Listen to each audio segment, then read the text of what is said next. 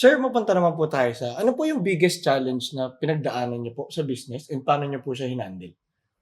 Ah, Merong concept, malamang kasama ka doon, na kapag wala kang pera, hindi ka makakapagnegosyo. Opo. Ang dami ko nang nakausap ng mga bata na sinasabi sa akin, paano naman kami magnenegosyo, wala kaming pera? Sabi, sabi ko, katulad ko, hindi naman ako pinanganak na mayaman. Opo. Hindi naman ako nanalo sa loto. Hindi naman. Pero, paano nangyari? Diba? The mere fact na sabi ng utak mo, kailangan mo ng pera para magka-negosyo is already killing you. Okay? For example, nung panahon na wala akong pera, inalam ko yung mga billboard operators na mayayaman. Sabi ko, alam ko ang problem niyan. Marami na silang pera, wala na silang oras. Siyempre, naubos yung oras nila, mamimili ng kotse, pupunta sa party, pupunta sa abroad, ubos na oras niya. Anong strength ng mahirap tulad ko? Ay, marami akong oras. Wala akong pera pang abroad, wala akong pera pang pasya, wala akong pera pang bili. So, wala akong ginagawa. So, pumunta ako sa isang billboard operator. Boss, pwede bang kami na lang ang mag-install ng inyong billboard? To cut it short, ako mismo nakaakyat na ako several times sa billboard. Grabe! Talagang ginawa niyo po yung hard labor talaga. Oo. In fact, yung isang kasamahan ko, nilipad na yan sa billboard. Bumabagyo nun, tumawag sa amin yung isang client. Major brand yan. Mr. Gao, gumigiba na yung baba niyo na yung billboard na yan. Sabi ko, sir, two days ago, nag-alarm kami sa inyo. Sabi niyo, wag eh. Ngayon, dangerous na. Mr. Gao, sige na, pasensya na, tulungan mo kami. So, pumunta kami doon sa site.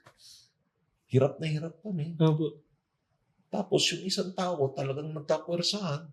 Pag kalas ng ganyan, nilipad ng billboard, kasama siya, gumagano sa air. Grabe. Kamusta naman po siya? Buhay naman. Okay naman. Okay. Nakatali naman siya. Opo. Pero, ayun na nga, Opo. you see, yung strength namin, yun yung competence namin. Yung skill set namin, yun din ang competence namin. Kaya nga, meron akong pinuntahan isang bidding, major brand, Petrochem. Ang swerte namin, yung arbiter nila nung bidding ay German engineer. Opo. To make it short, ang apat kami, yung tatlong kumpanya, ang lalaki, top 3 in the country. Kami na lang yung pinaka-bulilit na maliit. Pero nanalo kami for what reason? Sabi ko, sir, I have a question. Sabi nyo, kailangan safety shoes. Sir, sa amin bawal yan. Kasi aakyat ka ng billboard, ang safety shoes matigas. Matigas. Madudulas yung tao ko. Hindi ko kami papayag. Sabi niya, that makes sense. And what's the alternative? Sir, rubber shoes. So, sabi niya, okay, good, accepted. Tapos, sir, meron pa eh. Sir, hindi ko kami nag-hard hat. Kasi ang hard hat is para merong galing sa taas, malalaglag sa inyo para safe kayo. Kapag ang tao ko nasa taas na ng billboard, poops na lang ang malalaglag sa kanila. Kasi wala, langit na ho yun eh. Opo. So, ibig sabihin, ang danger is that pag nalaglag yung hard hat ng mga ngakyat natin at tumama sa tao, Makapatay pa yun. baka makapatay pa tayo. Baka makabasag pa kami ng windshield. Sabi niya, and what's your proposal? Sabi ko, bicycle hat. Yung merong styrofoam, tapos hard plastic. Yun ang gamit namin. Sobrang innovative po nung ano niyo 'no, tsaka ano po may tapang kayo para subukan yung mga gano'ng way po. Exactly. Why? Sabi niya, how did you get to know all of these things? Sir, because I've been up there. Tapos, somebody objected that it's dangerous. Opo. Sabi ko, sir, if I may, can anybody here in this room, who amongst you have been up there? Wala. So, and there you go. Sabi ng engineer. Sabi ko, yung tali, yung safety clamp, sabi ko, they're good. They're good. But do you know that you will never fall from top down to the bottom in billboard structure because of the metal frame? Hindi lulusot ang tao. Opo. Hindi lulusot. Kailangan gula-gulatay ka na at saka ka lulusot pa. Opo. Except that which you suicide and then you jump outside. Opo. That's a different story. So, lastly, sabi ko, sir, there's one last. There's more? Yes, sir. We don't wear gloves. We don't. Your welding gloves. Are you aware that when you hold on to the metal and you're wearing a welding gloves, your hand will slip out of the gloves?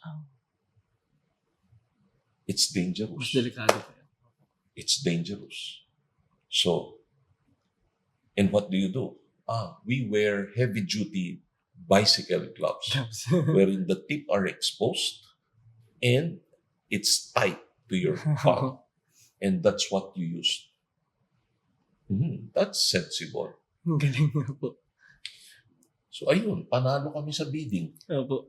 Because since it's a petrochem company, safety is the best gauge or the most important because you don't want to have accidents in a gasoline station, of course. Diba? So, yun. Parati tayong merong strength. Hindi nyo lang alam. Maski gaano kayo kaliit, meron kayong strength. Hindi nyo palang alam. Kailangan lang hanapin po talaga. Hanapin nyo lang yung strength ninyo. And wala, are you telling me, yung kikitain ko sa pag-i-install, pag-i-interesa ng mayaman na namamasyal sa abroad? Hindi. Hindi nila pag-i-interesa yun. Yung nga lang, because I grew out of it, now I have my skill set. Yes. So, pati yung pag-i-install, for example, when we install stickers on a building, it only takes us 5 days. Our competitor, it took them 45 days to install. Can you imagine? Lugi. That's his skill set. Yes. Okay? That's his skill set. Skill set. And universally, it's the best possible form. So, yeah, you can always develop your skill set. Yes, sir. Yun naman po talaga. Parang ang ano ko dyan, yung time rendered po ba? Na parang sa lahat ng skill na gusto mo matutunan, kailangan mo lang i-render yung 10,000 hours. Yeah, Okay. yeah. And of course, you're focused to it. Focus, totoo po. You have to focus on that one. So I did not do the installation for the purpose of money. Okay? Money is just a bonus.